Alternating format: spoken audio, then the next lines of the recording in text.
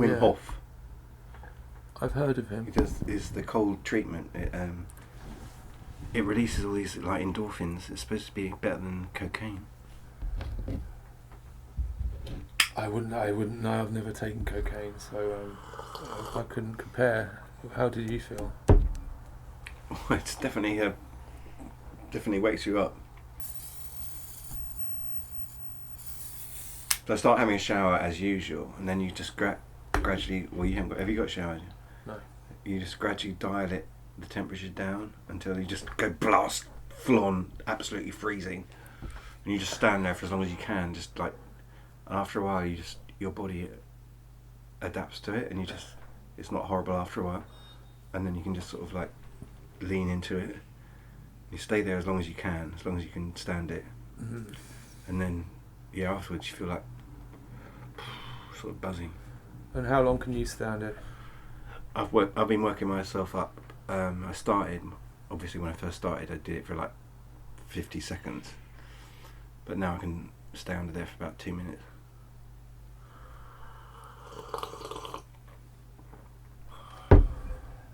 Wouldn't it be easier just to turn it cold and jump in straight away, like in the sea, rather than sort of...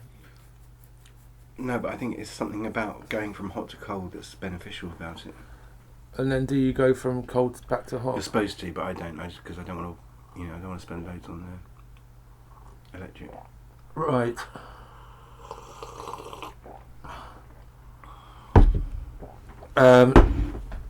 Listener, we have a confession to make. You do, I don't. Well, I think you do. No, it's your machine. You should workman doesn't blame his tools. Yeah, but I'm not calling you a tool. I'm saying you're blaming... You should have double-checked. That is not a fucking argument. I had nothing to do with it. You invite me round here. Oh, do you want to do... You should do it. You invited yourself. You suggested it. You suggested it. Like, yeah, but let's do it. Okay, yeah, come around. I'll record. We'll record today. Yeah, and then you fucking don't know how to use the machine. We just recorded at least a third of the podcast. Well, we didn't. We spoke it into thin air. It wasn't being recorded. But that's the best kind of art, isn't it? That art that just is not about money. It's not about fame. It's not about. Well, we'll never get it back again. That's the best kind of art. All those words were lost like tears in rain. Yeah, uncorrupted by the vagaries of the art world or whatever, society or all the rest of it. Just disappeared like a fart. Well, as a result, there is no half. We've reached about halfway through this bloody walk. As a result, all of a sudden we're at Primrose Hill, which is where you wanted to be, really, isn't it, listener? Out in the green. If we have the energy at the end of this, we'll go back to the beginning and do a sprint through the... We did miss some good stuff. There were some absolute gems. Oh, there were some blinders. I was dropping these anecdotes that you would bloody wet your pants over. All that stuff about fucking... Cliptico! Cliptico! Oh my god, you didn't get the Cliptico bit. Fucking hell. Oh dear, Cliptico. And you, dear listener, will never know now what Cliptico You won't was. know what the fuck it's... You won't, Yeah, You can do your own research. Find out what Cliptico I can spell it for you if you want. It starts with a Kliptiko. Cliptico. So look that up if you've got the fucking ball. You've got the balls. That's funny. We found ourselves, after deciding not to visit Boris Johnson's childhood home, which had also once been the home to the scriptwriter who wrote Lucas Heller, the scriptwriter who wrote the script Whatever Happened to Baby Jane, Flight of the Phoenix, which I don't know what that is, and The Dirty Dozen. We decided to But he was the father of Zoe Heller, who was also at the school with Boris and Miliband. Primary school. Yes, well, that's another part of the thing that we missed, which is a fucking ace bit of knowledge. The school. Yeah, so at the end of this bit, listener, you'll have to remind us to tell you about that bit. Okay? Right. So now you find us Standing at the bottom of Primrose Hill, having a rest. looking up at this perfectly conical thing. Having a rest And next to these three people who were having middle class picnic. They were talking about raves. Talking about, yes, we used to go to these things called raves, and you'd find out about them, and it was a secret, and you'd drive down the motorway to this field, and there'd be loud music playing and lots of people on drugs, and they were called raves. They were having like a picnic. It was a very odd scene. But anyway, that was where we sat and had a little nip of scotch, and he wanted us to immediately head towards the high point of Primrose Hill, an observation spot that offers arguably the best view in North London. But we decided, no, fuck you, we're going to have a little sit down here. You aren't telling us what to do. yeah. You're not telling us what to do. What, does that look like it's recording to you? Yeah. Right. Are the numbers going up? Yes. The park has inspired generations of poets, writers, photographers, and musicians, almost too numerous to mention. It became a public park after being bought from Eton College in 1841. The disgusting beat poet Allen Ginsberg, horror of the universe, wrote Primrose Hill Guru after a visit here in May 1965. Like, he has to sniff his own, he cannot help but sniff his own arse. Because who is the Primrose Hill Guru? Him, presumably. Of course, yeah. He's a fucking arsehole, this cunt. Primrose Hill Guru. Primrose Hill coke-addled cunt. He's got very strange lips, that fan. You know, Horrible lips. Ginsberg.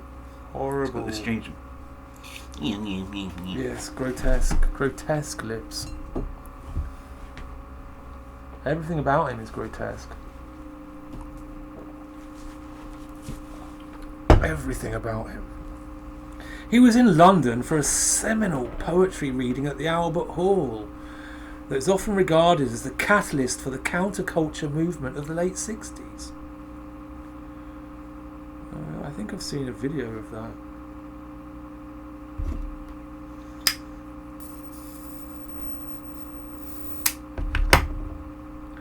A poet from a very different time, William Blake, also came here, writing of the fields from Islington to Marylebone to Primrose Hill and St. John's Wood were builded over with pillars of gold, and there Jerusalem's pillars stood. From this viewpoint, follow the map to see more of the park.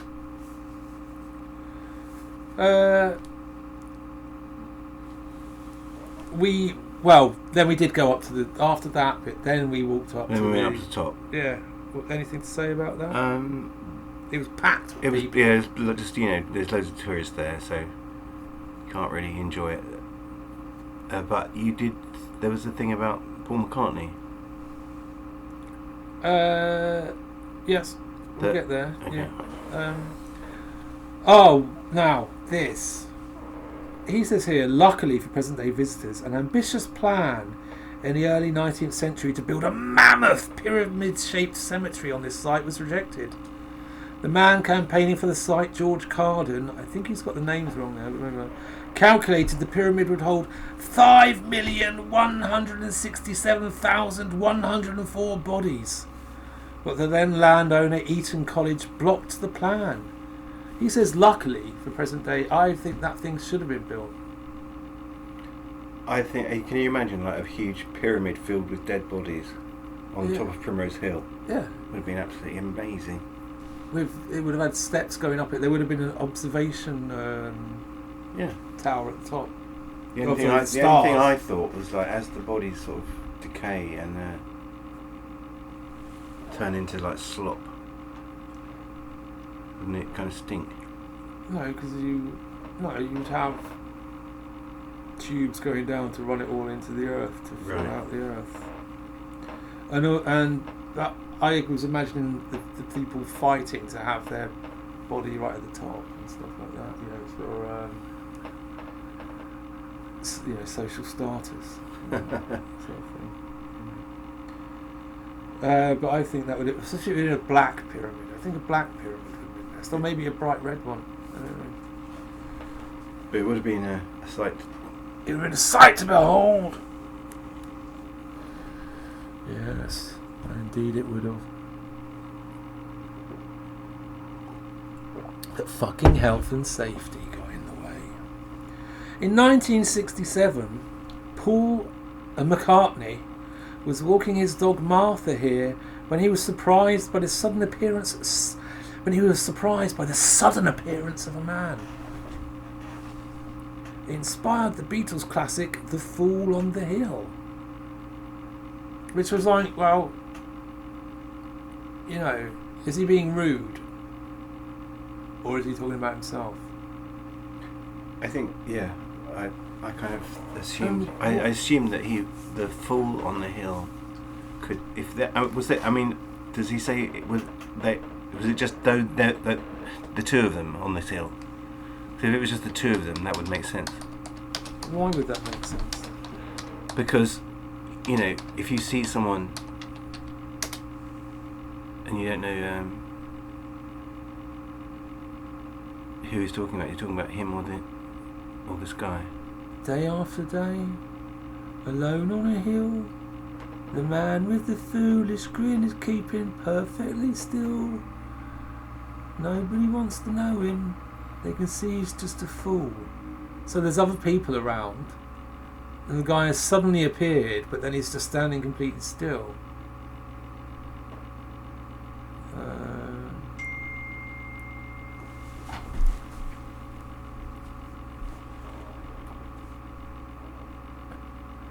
Nobody seems to like him. They can tell what he wants to do. What does he want to do? That's made it sound a bit weird now. What does he want to do? Like fucking bugger the dog or something? There you go. That's The Fool on the Hill for you in short. But yeah, was it written and inspired? Yes. On Primrose Hill. Another dog walk here, with the sun coming out, is said to inspire Getting Better, which appeared on the side of Pepper's Lonely Hearts Club Band album. So, there you go. But not to be outdone, in November 1966, the Rolling Stones came here at 5:30 in the morning with legendary photographer Gerard Mankiewicz. The result was a seminal, he's used that word twice, in very quick succession, blurry shot of the band that was used for the cover of their album Between the Buttons. What? I've got an idea which one it is, but I'd just like it verified. I know which one it is.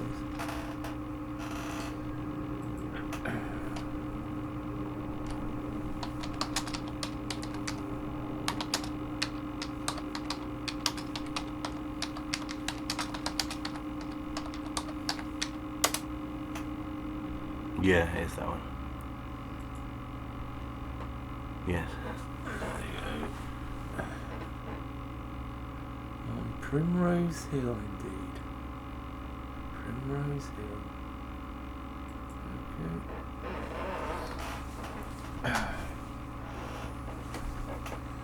Okay. Continue walking around the park.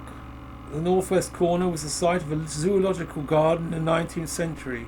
Nearby was the Eton and Middlesex cricket ground, which opened in 1857 and later moved westwards as streets were laid out nearby. If we'd just sort of exited the park, we could have gone to a road to see where Sigmund Freud briefly lived in 1938 after fleeing the Nazi occupation of Vienna. But he soon moved to Hampstead, where the Freud Museum is, and continued to work there right up until his death from cancer in 1939. So it's only a year. That's where the Freud Museum is. Yes, I've been there. Yeah, it's been there, of course. Now, there was an incident. There was an incident here. We walked around. Map was not.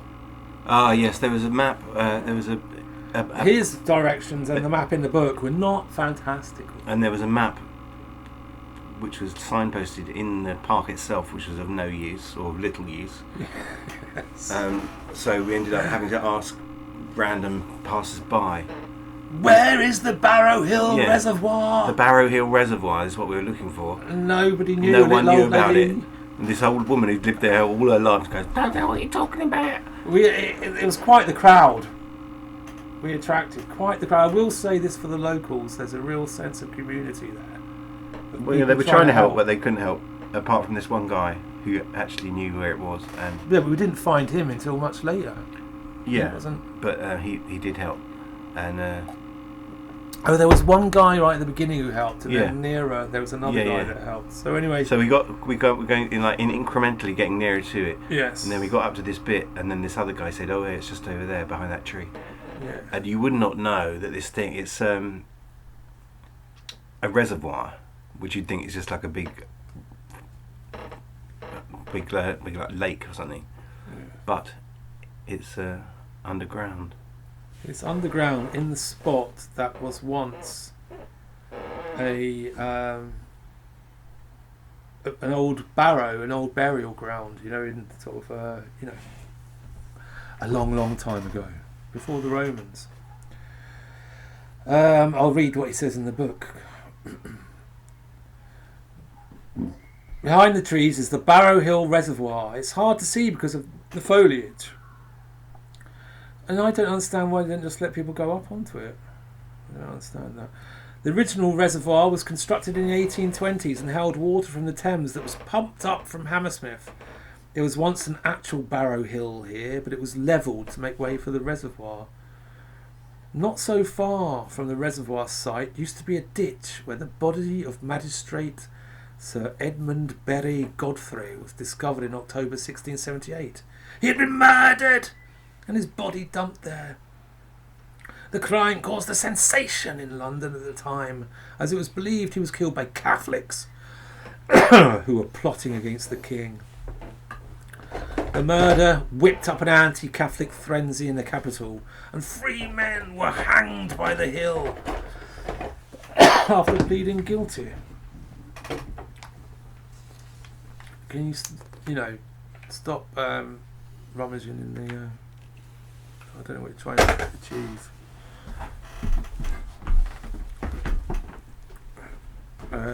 Beamish is... I don't know what he's doing.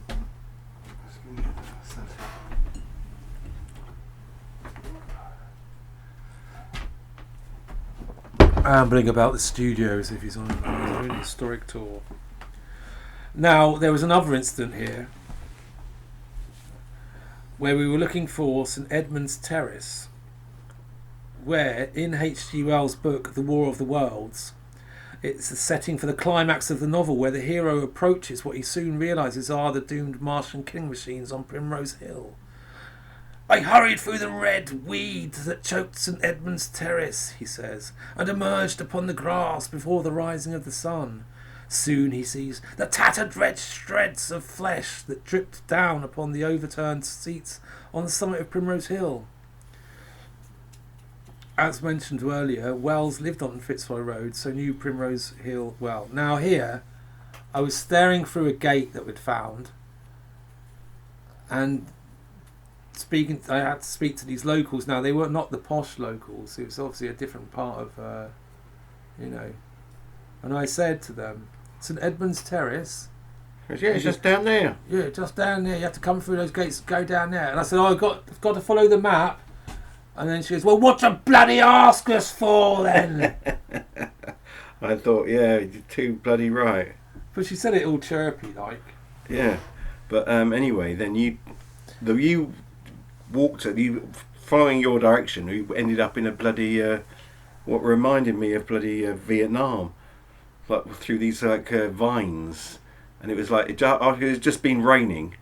It was like forest, like it was like being in a rainforest, like an African rainforest, just stumbling along, and like finally came to this wall.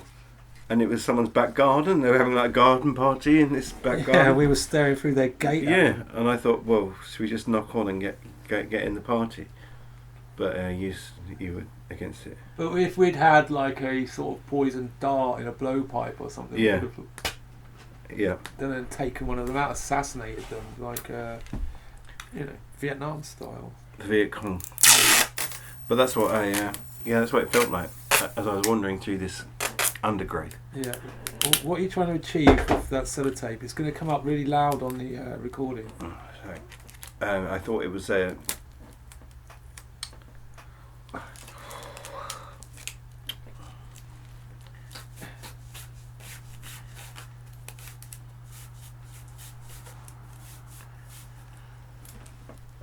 but we managed to find our way out of there. Yeah, we did. And then we had another incident trying to find the bloody... Oh. The tree. Yeah, there you go. It goes on about some kind of gymnasium. Just know what the fuck that was all about. But then there was the Shakespeare tree. He said in the mid-1840s, Primrose Hill was talked about briefly as a potential site for the Great Exhibition, which eventually took place in Hyde Park in 1851. The hill was later selected for siting gun batteries during World War II. After the war, the guns were removed and squatters occupied the army huts. Then, we had to find Shakespeare's tree, which was another palaver, which I'm putting down to his bad directions in the... Yeah, but no one's even. You asked the bloody police, and they pointed at this sapling and said, "Oh, I think that's it." This is like a 2-year-old sapling. I don't think that's the Shakespeare tree. No, they've actually pointed us in the right direction. Did they? You're completely misremembering that. Yeah. Those coppers, I wouldn't describe them as friendly as such. There was always a hint of like, well, we're going to help you, but like we don't trust you. We don't like you, but Yeah. we might give you a little bit of help. Yeah, because it's my job.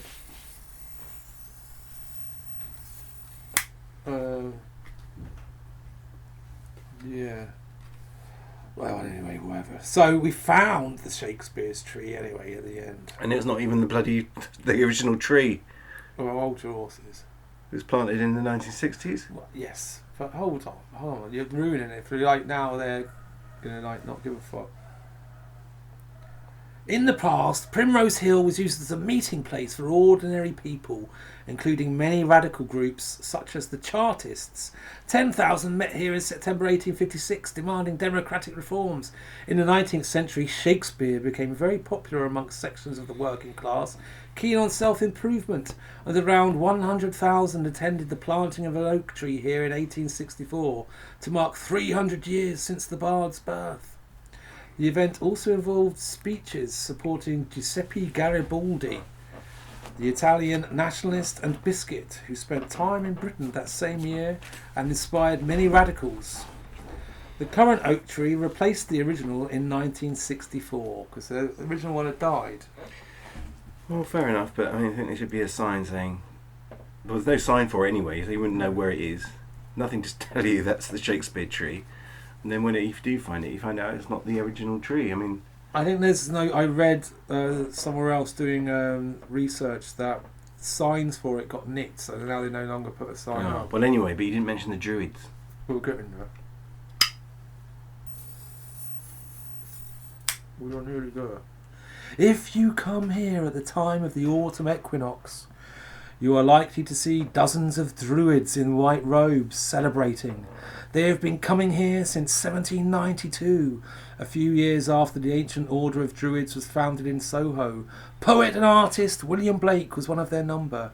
He wrote, "I have conversed with the spiritual sun. I saw him on Primrose Hill." Now, if you want to know when the autumn equinox is, I'm going to tell you. I am going to tell you when the autumn equinox is, because that's our job. Yeah.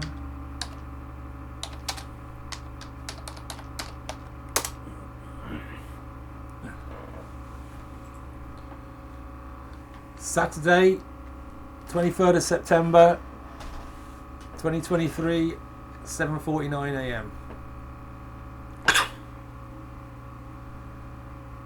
So that they'll be there. What happens at the autumn equinox? Can you just read that?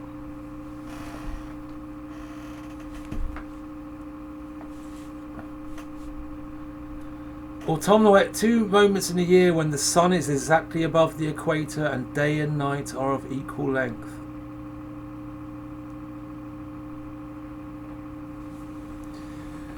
So, you know, go up there. And then we found out about the prophetess Mother Shipton, 1488 to 1561, spent much of her life in a cave from where she made numerous prophecies that were later published. One prophecy was that when London surrounds Primrose Hill, the streets of the capital will run with blood. The writer here says, "Thankfully, despite London extending in all directions beyond Primrose Hill, Mother Shipton's prophecy has yet to come true." You know, that's debatable, isn't it? That is debatable, isn't it, Sadiq Khan? Yeah. Mother Shipton is a very interesting character, worthy of doing your own independent research about, dear listener, as I did. But I'm not. I mean, she would deserve an episode all to herself, I think. Return to the entrance to the park.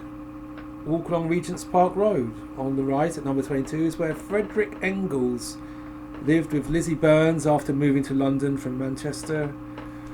That's kind of... Engels continued to support his great friend Karl Marx, financially and emotionally, and so in a practical way made a huge contribution to the birth of communism as a world-changing ideology.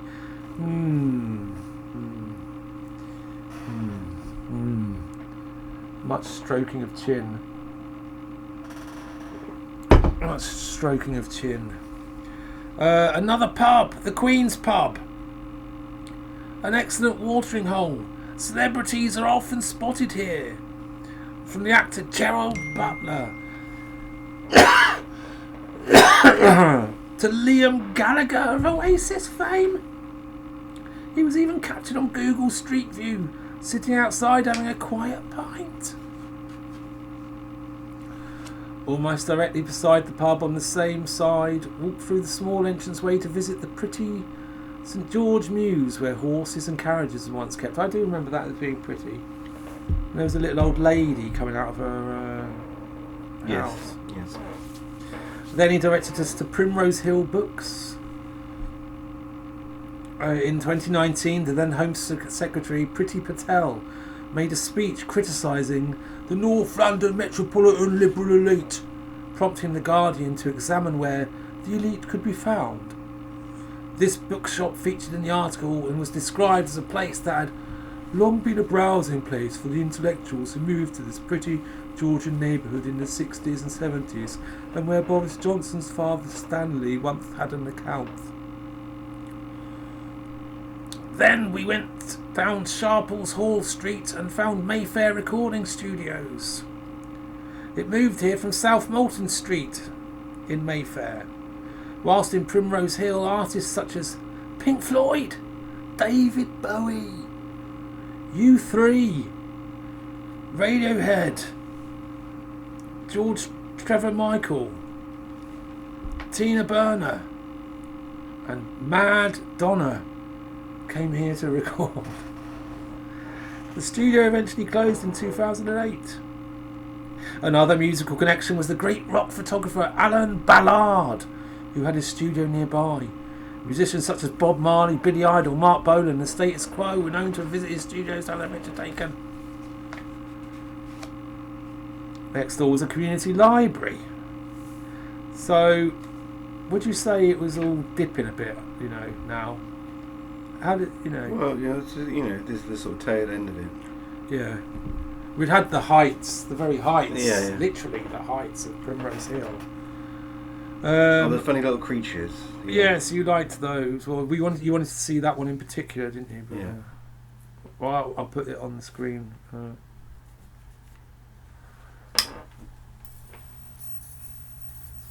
He has us passing all these upmarket independent cafes, restaurants and shops.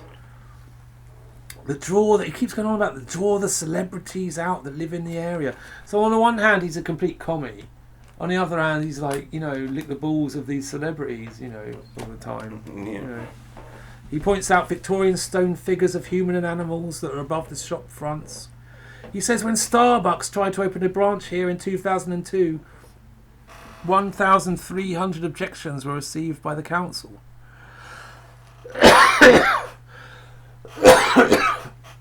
Powerful forces and celebrities were mobilised, and at the time of publication you'll find no Starbucks in Primrose Hill.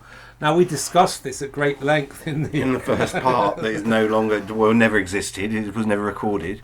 But yeah, we talked about this. It went into quite a depth in the whole, about the community of Primrose Hill and analysis of community spirit and how it can. Yeah, well, no, he says earlier on in the book, he's saying, despite the wealth of its residents, there is still a good community spirit.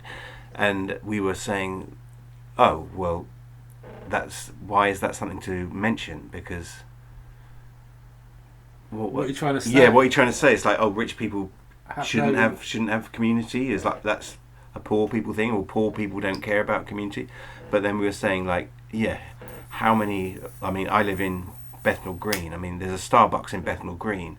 I don't think the local community are going to band together to make sure there is no Starbucks in Bethnal Green. I don't think anyone gives a fuck. Yes. I don't think there should be any Starbucks anywhere. Well, me too. Then we went to Greek restaurant Lemonia at number 89.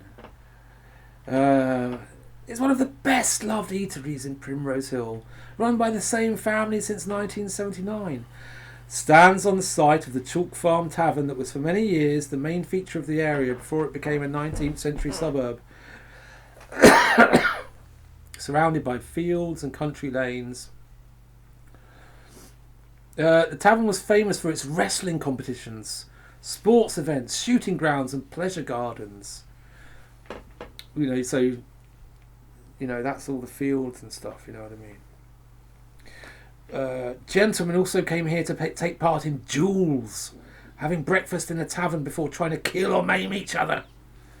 It was common for the dead or injured losers of the duel to be brought for medical examination at the tavern afterwards. In 1832, the melancholy suicide of an artist took place at the tavern. Charles Horn, 49, a painter, was down on his luck and went to the tavern. He drank gin before a waiter found him dead, having swallowed a quantity of laudanum. And now, shall we try to look at his pictures?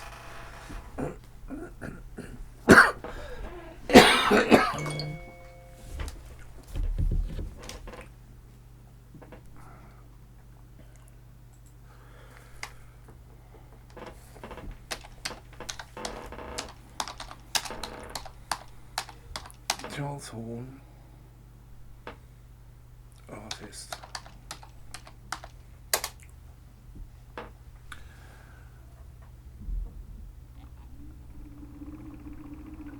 And as I suspected, he does not exist. He has left nary a footprint. So you can't even see one of his pictures? Is that one? Is that him? There's not even a Wikipedia about him.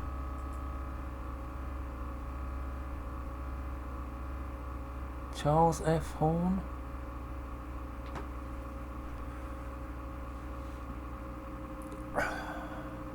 Did he put painter after his name? Put artist. Then he got some modern artist.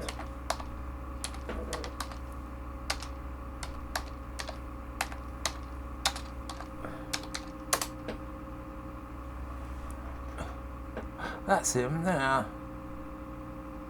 No? Yes? American author? No, that's not him. Oh, so you have disambiguations, don't they?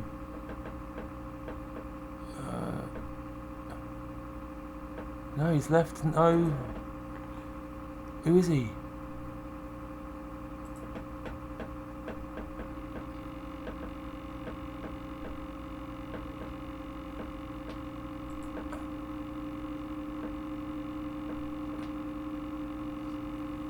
A mystery. Are you sure you're writing it correctly? Yes. He's a mystery man. I find that odd. You get these people, these artists, and there's just like nothing of them. Yeah, but somehow he's. No, it's Horm. Not Horn. What is it? Horme. Bloody hell. Bloody hell.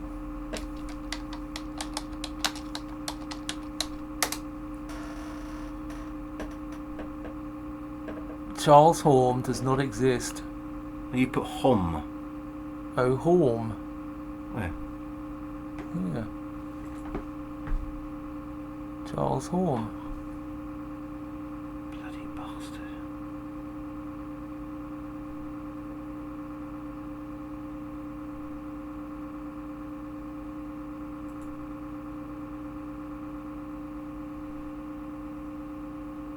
It's like he never existed. Well, maybe this guy just made him up to add a bit of spice.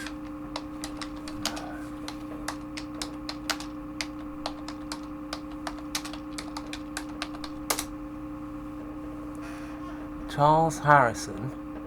No. Did you mean Charles Horn? No! We've just been through that. He's not. Nothing. Primrose Hill.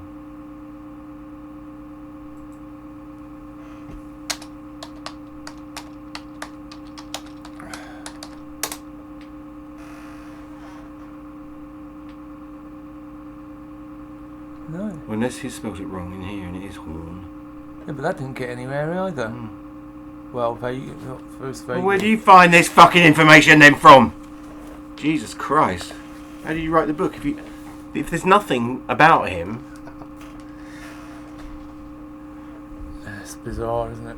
It's fucking bizarre. So then, in 1860, the tavern advertised its gardens, boasting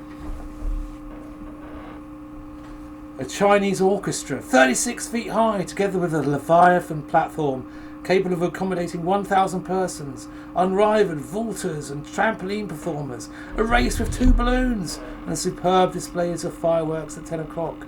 It seems doubtful any pub in Primrose Hill today could compete with that offering. An advert for the sale of the tavern in 1809 included 12 acres of rich meadow land laying immediately around, and also a tea garden.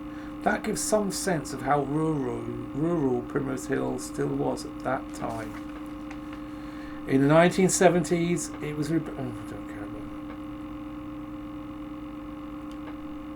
about that. One long-term resident who lived here after World War II remembered a very different way of life in Primrose Hill. It was more bohemian, with students and artists living beside working-class residents, many with jobs in local factories and workshops. Significant Greek and Irish presence, but also Italians. And sometimes tensions between different ethnic groups would boil over. Then we went to the home of Alan McGee's Creation Records, where Oasis and all the rest of them used to sniff coke. I'm sure they did, yeah. Yeah, and I could see them all in there, you know, being wankers and sort of stumbling out and all the rest of it. Yes. There was a beautiful frontage of the former Chalk Farm garage with its ghost sign, which is like computer graphics. There was the home for unconvicted destitute boys. Opened in 1868, hundreds of destitute boys came here to be trained for jobs in its bakery, printing shops, other trade crafts, until the school closed in 1920. Many learnt musical instruments so they could join army bands when they left off and travelling the empire in service. From here you can cross back over the bridge and retrace your steps out of Primrose Hill to Chalk Farm Station. And that was it, yeah. But Over the bridge and far away. except we went to the pub, which we reviewed in the first half. We were fantastic. We gave it a review in the first half. We reviewed it, Yes. but But it's publicity, you don't want to talk about it again. Don't feel like talking about it now. I've already talked about it. well, if it was past 6 o'clock, I could get a drink to go to push through that bit.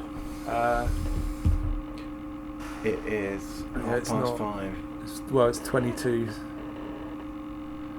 It's 22:06. Beer o'clock. No, it's too. Can't do it before 6. How's that coffee going? Do you want to do the first half? Do you want to return? I would need a drink to do the first half again. I'd have to get my have a reason for living, you know. Right. Okay. Right. Now I'm gonna. Oh, now I am gonna pause the tape. Oh no! No, you checked it, didn't you? Well, I think I did. I don't know how that thing works. It says 42 minutes. Well, hopefully, just cross fingers. It's definitely recording. Yeah, the thing's going. So the numbers are going. Yes.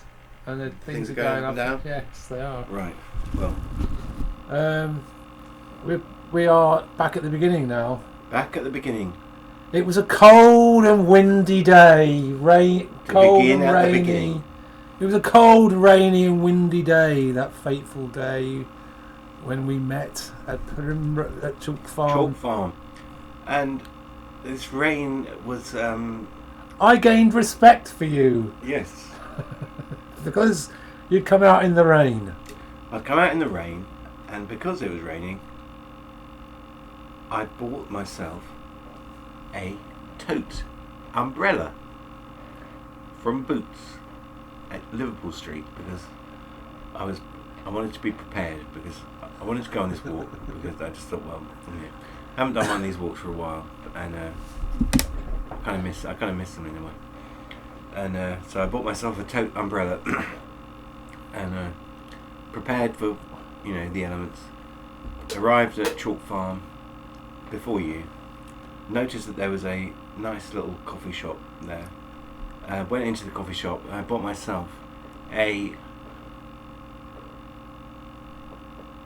flat white, soy flat white, and a pain au raisin. And How would you rate those out of 10? the coffee was of decent quality, and the pain au raisin was nice, but they were very pricey. Both came in at around £7, which I thought was kind of pushing it, you know, Yes. for a coffee and a bit of cake. Yes. But anyway, you turned up pretty much Seconds later. as soon as I'd sat down to eat them, and Yeah. How would you rate the service in there? the service was good. Was it with a smile? It Service was with a smile, and yes, very friendly and very polite, and yes, and they found me a seat and they brought it to me, and yes, but you know, you pay the price for these things.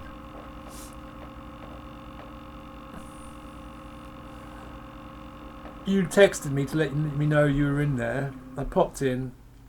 I got a coffee, black Americano, as is my usual, but I didn't stay because I get very claustrophobic. So I went out into the rain to have a cigarette. You might say, how can I get a cigarette together in the rain? Listen, I've been around, right? This is not my first rodeo. I fucking, I've skinned up. He's lived a bit, mate. He knows how to roll up in the fucking rain. And I know how to smoke it in the rain too. So anyway, there I was. Then Beamish comes out We shuffled a couple of yards up to the train station, and who then bloody turns up? Mr. Toothpaste. Well, that's not his actual name, but that made it. Oh God, do we have to go through all this again? He makes his own clothes. This time he'd made clothes that made him look like a bit of toothpaste. So I said, "Oh, here's Mr. Toothpaste," which instantly made him Super Mardy. On the back foot from the joust. I thought, oh gosh, I sensed it. Beamish, being in his Beamish world, didn't sense anything, but I sensed it. I didn't even hear you say that. Yeah. But apparently it irked him. Yes, yeah, put him in the right mood. So I thought, we'll just pass over this in silence, you know what I mean, and try to move on. So, well, the first thing we were directed to put our attention towards was... I'll hand over to Beamish now. He knows. Oh, with the the original, the first stop on the walk was the tube station itself, which was made by, I can't remember his name, responsible for quite a few underground stations. Yes. Look out for the oxblood red tiles. Another design by Leslie Green, who died in 1908. Leslie Green, and you said that he's also responsible for the Kentish Town. Kentish Town one. But this one has his longest out facade. But it says he worked himself. He died at the age of 33, having worked himself into an early grave. And I don't know, if that's actually possible. How do you work yourself into an early grave? You work and you work and you work and you work and you work until you're hot. You have a heart attack. Until your work drives you to your death.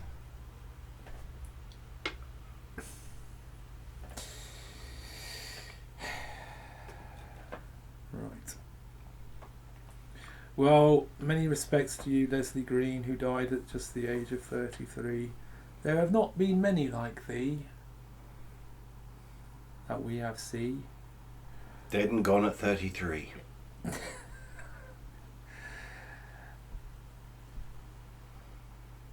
If I had 33p, I would give it to thee.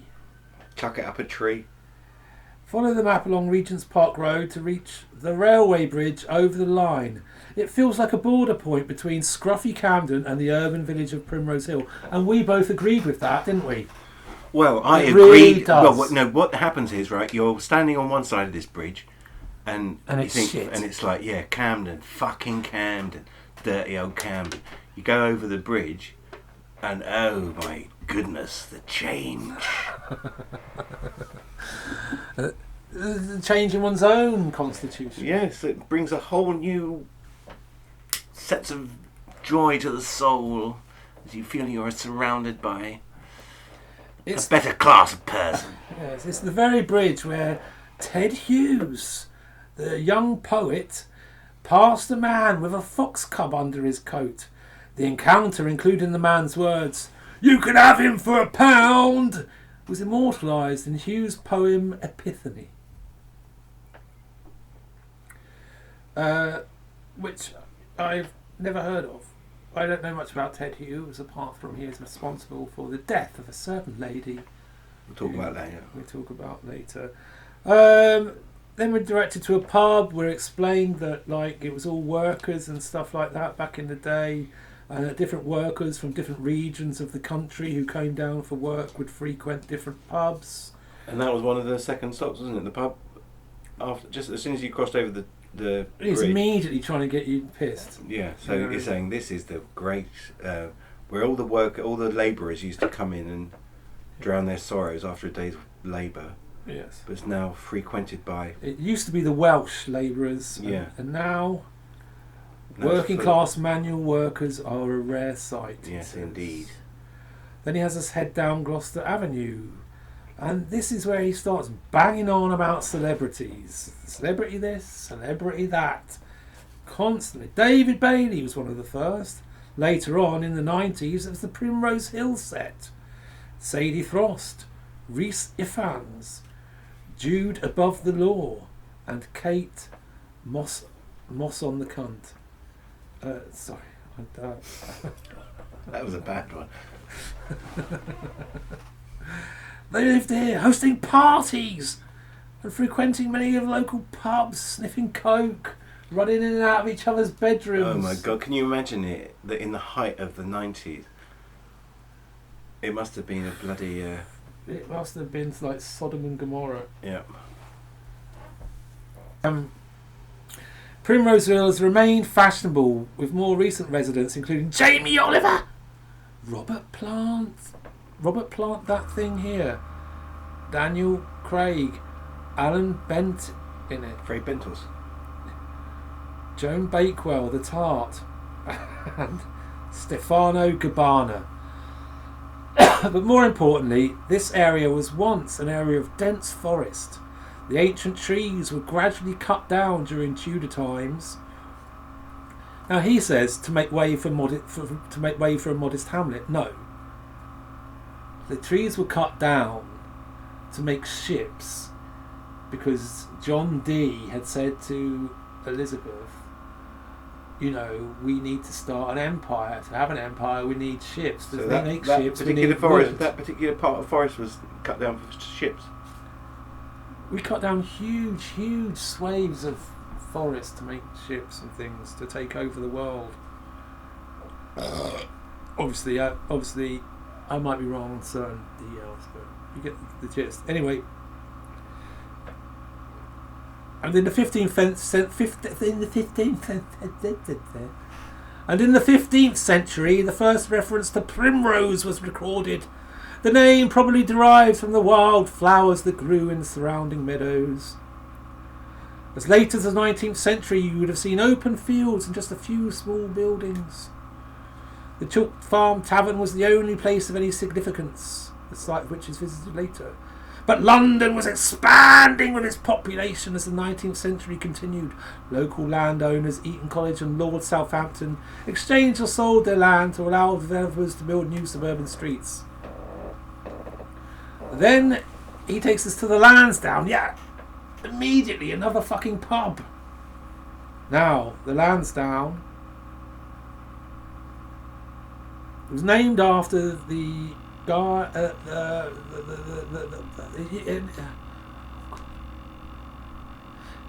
It's not the same building as it originally was in the 1860s. It's a new one, opened in 1992. But in the 60s, it used to have striptease artists appearing. Now that would have been actually Beamish. This is good. It's good that we're re-recording this, because I've had this new insight. Imagine going to see your striptease on a Saturday afternoon in a pub that was built in the 1860s. Well, I used to... 100-year-old. I remember I used to live in... when I lived in King's Cross, they still had strippers that would go in the pubs. Yeah, but not in an ancient pub. Well, I don't know how the buildings are in King's Cross, but, you know, they weren't new buildings. And they used to have strippers, and they'd go around with a pint glass after, and people, like, blokes would just, like, flick a quid into the pint box.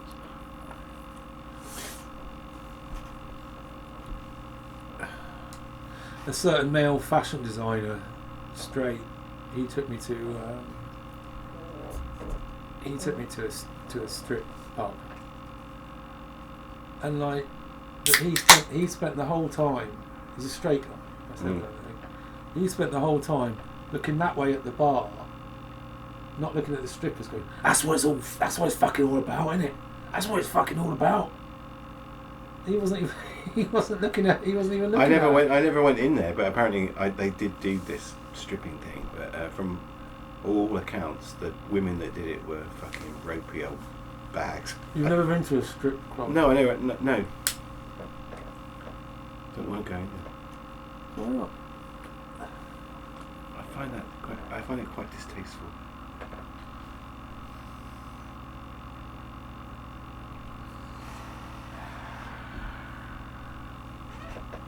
How would you have coped in the Bankside of like 16th century? I don't know. I'd feel like I don't know. It's just the whole experience just doesn't appeal to me. I only went because he insisted. But they do it in like, you know, with male strippers in gay clubs and that. I don't find it distasteful. I just find it boring. Well, yeah, it's like, well, it's like, you know, how could you? I couldn't possibly get any kind of satisfaction from it, like in a room full of like other people. It's like nuts. It's like, I don't understand it. Like the whole, you know, when you get these like lap dances and all that. Like I don't. I mean, I'm straight, but I wouldn't want to go in there. Do you know what I mean? I don't know, it takes all sorts for me. I mean, I certainly wouldn't ban it. You know, I mean. No, I'm not. I wouldn't ban it. No way.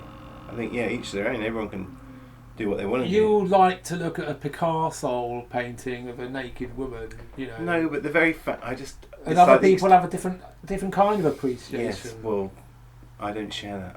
I don't know. And they probably don't understand why you like this Picasso. Absolutely, probably. Yeah. Square body. Probably. If they don't get it, they think, what the fuck is that? Yeah, they think, what the fuck is that? What the fuck is that, Rod? That makes me bird down the pub with her tits out. That makes me feel dirty. Yeah, probably. Looking at that Picasso makes them feel dirty. It's probably equal.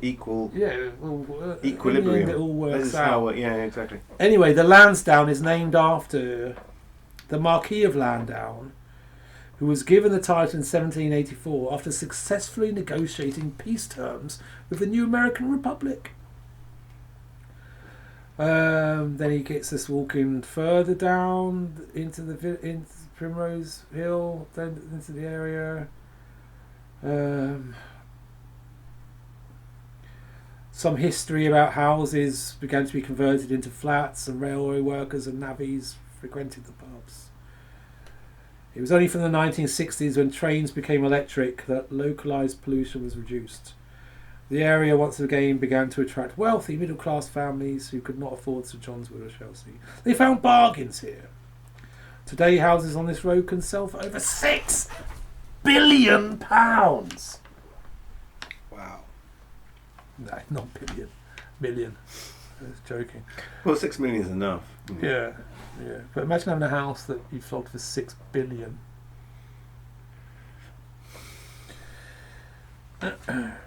Then he takes us to yet another pub. The Engineer. He says when he moved to London in a grotty street in Camden in the early 90s. Maybe we've passed this guy by. I mean, we both moved here around that time, didn't we? He occasionally ventured over the border into Primrose Hill for a pint.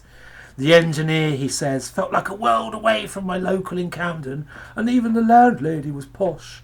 The daughter of Laurence Olivier. It remains a charming upmarket pub. I wanted to go in there, but it was a bit early in the day. It was. We would not have. The walk would have not disintegrated. Yes, it would have disintegrated far too early. Far too. Then he takes us to the Regent's Canal, which he says is another border between shitland and posh land.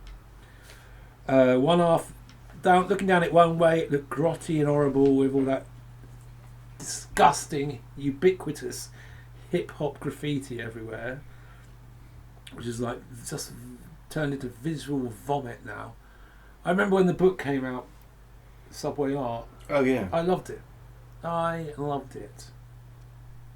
Now it's like just generic and everywhere and lacking any meaning. Yeah. It's not. It's just there's more of that stuff over there. Yeah, it's just horrible. 9 out of 10 pieces have no skill or wit or anything to them. Anyway, but the other half looked like a idyllic Lord of the Rings pastoral ideal floating down the river with Ratty. Retrace your steps to head down Princess Road. Now, Mr. Beamish, do you remember what the first thing here was?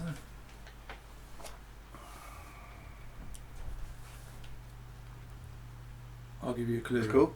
I'll give you a clue.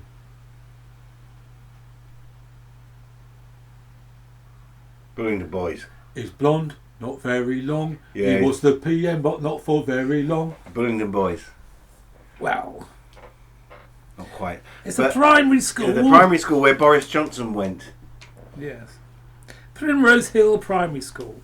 Past pupils here include politicians Boris Johnson, Conservative, Ed Miliband, Labour, writer Zoe Heller, who you would have heard us earlier reference her father, and director Sam Mendes. Miliband, Heller and Mendes were in the same class. This is clearly not your average. And Johnson.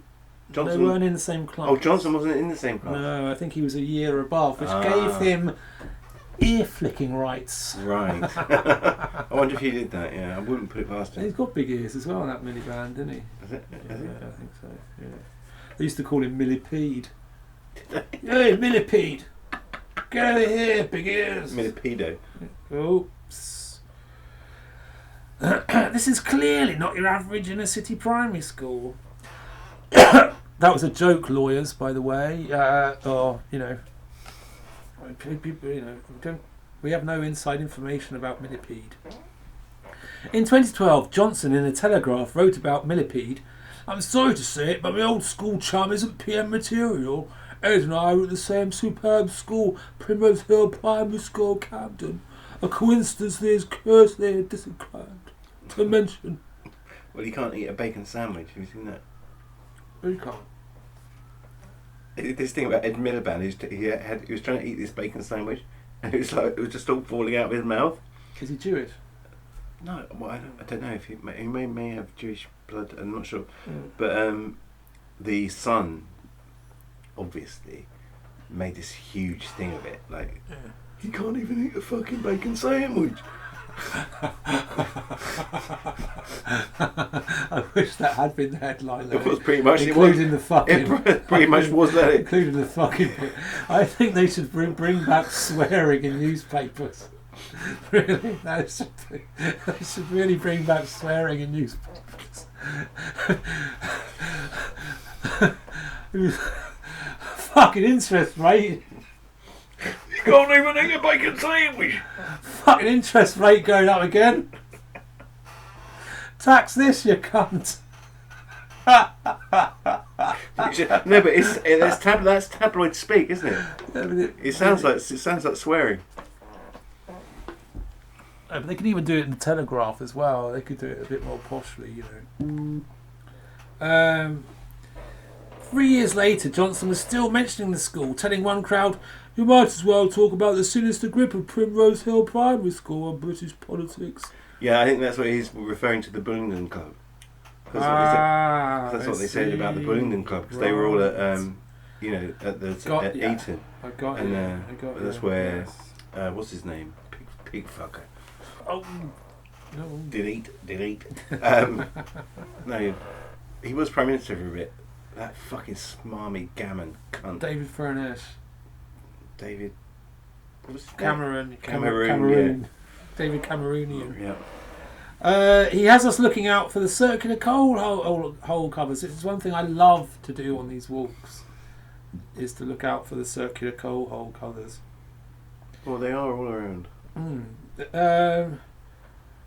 Then he takes us to Utopia Village, which I don't know, it's hardly worth mentioning. He mentions the which is on Chalcott Road. Chalcott was the name of the local manor in this area. Yeah, Chalcott. This is quite a precise point that I would like to make with my stick of chalk. Chalk Farm has got fuck all to do with chalk. No, Chalcott was the name of the local manor in this area, and Chalk Farm is a corruption of this name. Yes. Rather than a reference to any Yeah, chalk. so whenever you go to Chalk Farm and you think, oh, there was a chalk farm here once, don't be so stupid. Then he takes us to yet another pub, the Princess of Wales, which is named because it celebrates the marriage of Princess Alexandra to the Princess of Wales in the 1860s. Small garden with Banksy-esque murals. Won't go on about that anymore. And then this, which was one of Beamish's favourite things. I'll give you. I if know. the shoe fits. The fucking bastards. The fucking bunch of bastards. The dirty bastards. You fucking dirty bastard. Fitzroy. Fitzroy. If it fits Roy, it fucking fits Roy. You're a dirty bastard. Right, we'll just explain what you're going on about. Civilly to the listener. Okay, I'm sorry. The term Fitzroy refers to an illegitimate child of the monarchy. I never knew this, right? But, so that means that Fitzrovia It's full of them. is fucking full of the bastards. Bastards. It's a fucking bunch of fucking bastards, isn't it? Fitzrovia, well, if you live in London, you will know where it is. Fitzrovia is in the W1 area. Yes. Beamish has very succinctly explained. The pub stands on the junction with Fitzroy Road, named after Charles Fitzroy, 3rd Baron Southampton, the former landholder here. The surname Fitzroy is traditionally given, now we don't know why, but the surname Fitzroy is traditionally given to illegitimate children of British monarchs. In this case, the Baron is a descendant of Henry Fitzroy, illegitimate son of Charles II and his mistress Barbara Villiers. Then we were taken to a house with a blue plaque for W.B. Yeats, but as discussed earlier, neither of us know very much about the fellow. Apart from he was into the occult as well. He was in the Golden Dawn at the same time as Aleister Crowley and said something very horrible about Crowley, which may or may not have been right. I don't know too much about that anymore. But this same house, he does say that he didn't like London, and he wrote that this melancholy London, I sometimes imagine the souls of the lost are compelled to walk through its streets perpetually. One such soul is fellow poet Sylvia Plath, who moved to the same house after separating from Ted Hughes and took her own life here on the 11th of February 1963. Now, it is a lovely, lovely area, especially as the rain had cleared up by now and the sun was all beaming out. You've got your pastel-coloured houses. It's all very, very lovely. And then to think that behind one of these doors there's a woman with her head shoved in the oven, gassing herself to death. Because of dirty old fucking philanderer. It's quite the artistic or slap in the face. Oh my god! I think how terrible that you should kill yourself because your husband's having a bit of extracurricular on the side. Do you know what I mean? Don't fucking kill yourself, Jesus. Get a bit for yourself. Yeah.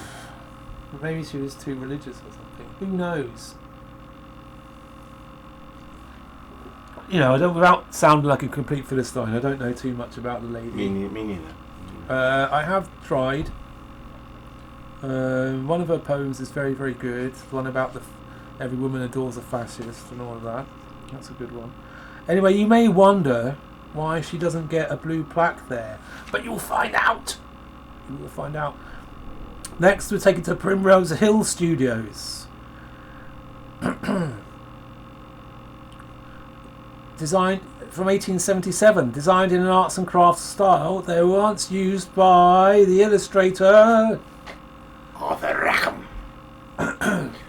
who fascinated Beamish as a child. Well, I was given a book of Arthur Rackham's illustrations to children's fairy tales, which are sort of quite macabre, and they did inspire me. They're pretty full on. Yeah. I don't know too much about children's publishing today, but I would suggest that pictures Probably wouldn't be allowed, yeah. Pictures of this depth and quality and moodiness would probably not be allowed. Sorry, Mr. Rackham, it's not quite what we're looking for. If you could reduce the size of that nose to start, it looks a bit like a penis. Well, it looks a bit like a parsnip. But Butter's made parsnips. Yeah. Indeed, sir. Kind words, butter no parsnips. He shows us a piano maker's factory that's a rare physical reminder that Primrose Hill was once known for the manufacture of pianos. Then to the community centre. Nothing much to say about that. Then to H.G. Wells' house. That was a bit of a struggle, but we think we found it in the end. You found it in the end. There's no plaque actually for No H.G. Wells. plaque, Can you no imagine that? H.G. Wells. There's no plaque for H.G. Wells. I don't think he's got a plaque in London. It's where he's thought to have begun the War of the Worlds whilst living here with his aunt. And Primrose Hill, as you know from the earlier bit, features in the novel. Then we found ourselves in Chalcot Square. Lovely pastel coloured Chalcot Square, where you could really see, back in the day, them behaving like... Flitting from door to door. just like the new Primrose Hill set. Yes. Running in and out of each other's party. Everything's lovely, lovely, lovely. Jumping in and out of each other's fucking bedrooms, driving women to suicide. Here we find a blue plaque remembering Sylvia Plath at number 3, where she lived in a cramped top floor flat with her husband, Ted Hughes. The unhappy family did not stay together for long, but it was a productive time for Plath. Here she wrote a volume of poetry, The Colossus, and her only novel, The Bell Jar. That time she was taking care of her children, dealing with her troubled marriage. They later rented the flat to friends, Isaiah and David Azia. Not Isaiah, that sounds like a guy. Azia and David Wevill. It was Hughes' affair with Azia that led to the breakdown of the marriage, and Plath's move to Fitzroy Road.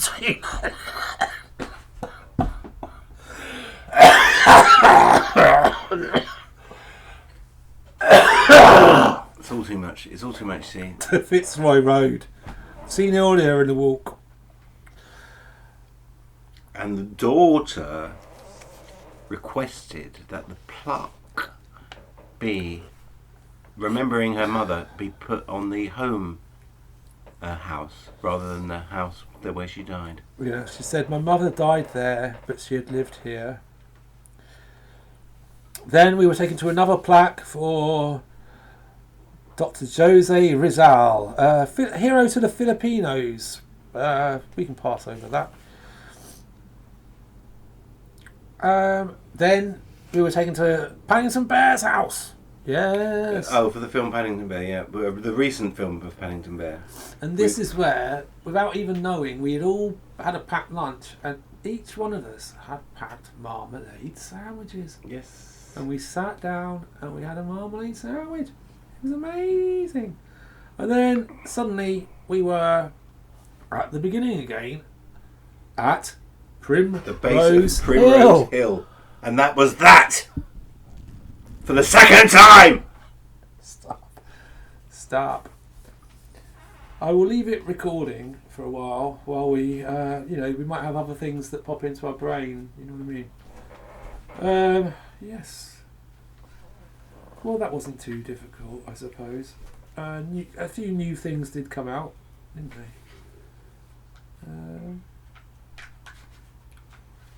Yeah. I'm going to spend a mere penny.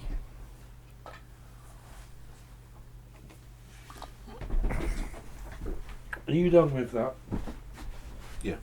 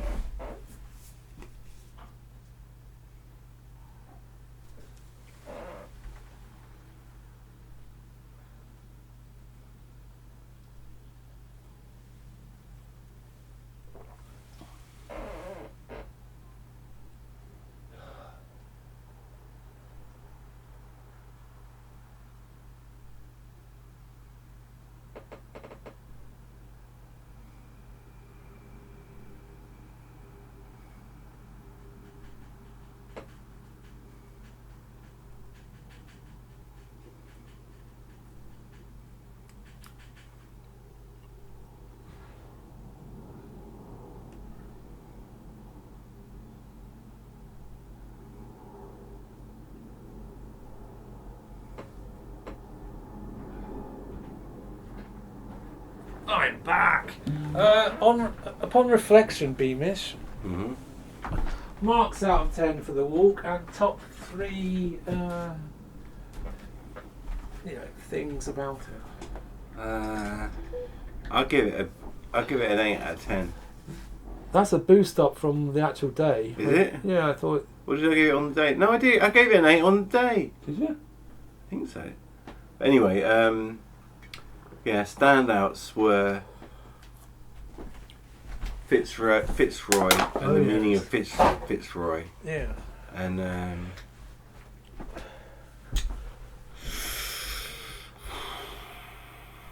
Rackham. Oh, Rackham, of course, Rackham.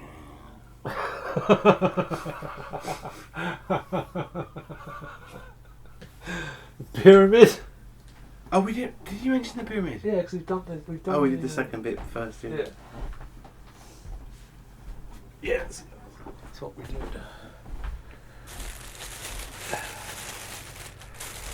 I mean, I don't want you putting words into your mouth. I mean, I can run through very quickly, everything. Chalk Farm Tube, the railway bridge. Well, that's quite, it's a subtle one, but bang, that division between yucky, horrible, scummy Camden and posh, it hits you, doesn't it? So there's that. The Lansdowne, the Engineer, Regent's Canal, Primrose Hill Primary School. I know that was Mr. Toothpaste's favourite bit. Utopia Village, Blue Plaque, Yates, Sylvia Plath committed suicide. That was as powerful to me as when we landed upon 10 Rillington Place out of the blue. Yeah. I think it's always interesting to visit a place of death. But we didn't even know we were going to. It was like that. It's the same way that 10 Rillington Place came out of the blue. Yeah. But fucking hell. What, that's well, no, our last but visit? this is That's what our last I thing? mean, this is going off topic, right? But you live next to this place where there's a council estate, which looks like a fucking sci-fi movie. Looks like not Blake's 7, Logan's Run. Whenever I walk through there, I think I'm in like Logan's Run or The Martian Chronicles or some sort of like 1980s kind of like style. It looks like a sort of utopian kind of future world. And you imagine like inside the flats they've got like some sort of futuristic arcade. Well, I've been in one of them. They have Have you? sliding doors. Yes, exactly. I always imagine it's like that. And but on the other side of this estate is I've never seen anything like this in London. I would want to go in there and make a video about it because it's not been videoed. No one's ever done anything about it. On the other side of this estate is a fucking graveyard. So everyone who lives in this, sort of sci-fi space age pseudo-utopia. I mean, I'm not. I don't want you to get the wrong idea. I'm not. It isn't a utopia. It is not a utopia. But you can see the architect's vision. Yes, exactly. And but anyway, all these flats.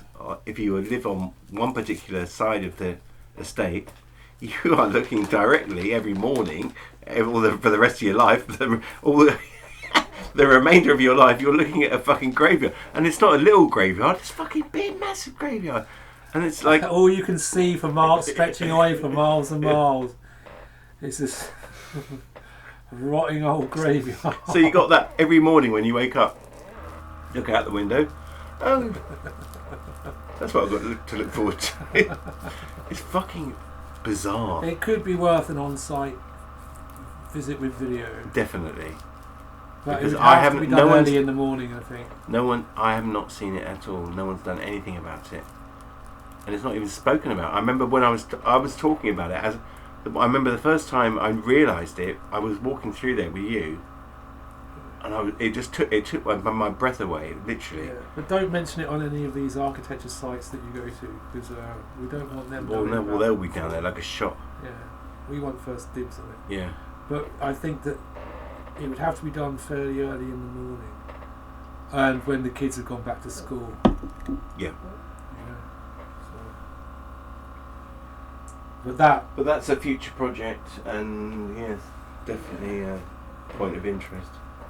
yeah, I would give this walk an 8 out of 10. I'd give it 5 out of 10 for his directions in the map. I don't think they were very good at all. But for content, yeah, Plath, the pyramid. William Blake as a druid. The other thing about Rackham is, like, if you have not seen Rackham's work, and you will not get the full measure of the man. It led me to look up what's her name, Mother Shipton, which is my God, Mother Shipton. That picture that you put on there. What the fuck is that? Oh, the three faces of the witch. Yeah. Maiden, crone, and they've got youth, middle age, and crone. That's all in one. Yeah. The three faces. 3 in 1. Value for money. Yeah. So actually, H.G. Wells' War of the Worlds, it's jam packed, and it did. I liked the contrast between it being a wet, horrible day to turning into a lovely, sunny, shiny day. And we're not even telling you about the fucking walk home, which was a fucking that was a scenario and a half. Oh my God! All on its own. Yes. Saving the Chinese chip shop man from the mental saving case. a man from certain death, and visiting my my flat you set on my fire. flat that I set on fire when I was in my sort of arson late, phase. sort of mid-20s. Yeah. Yeah, that was a whole other escapade. But that will remain for the biographers.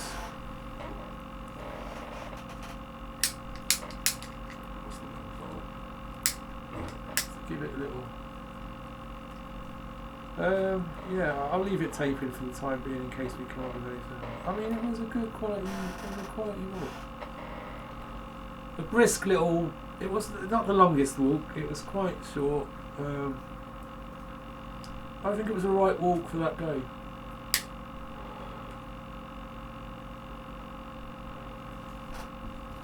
You know, there's others left that are quite daunting. Like I want to do the Pimlico walk. We've done it. You missed it. Oh shit! It was a good one. I love Pimlico. Pimlico was a. I've done Pimlico. Were you not on it? No, definitely not. I would have remembered Pimlico. Oh, Pimlico, right, yeah, that was Nick, Mr. Toothpaste, and Julie Boy, I think. Yeah, Nick's given that fucking stick away to someone else. Has he? Yeah. I would say so. Yeah, okay, thank you, dear listener. That's goodbye from me, Beamish, and that's goodbye from him. farewell from Baleful.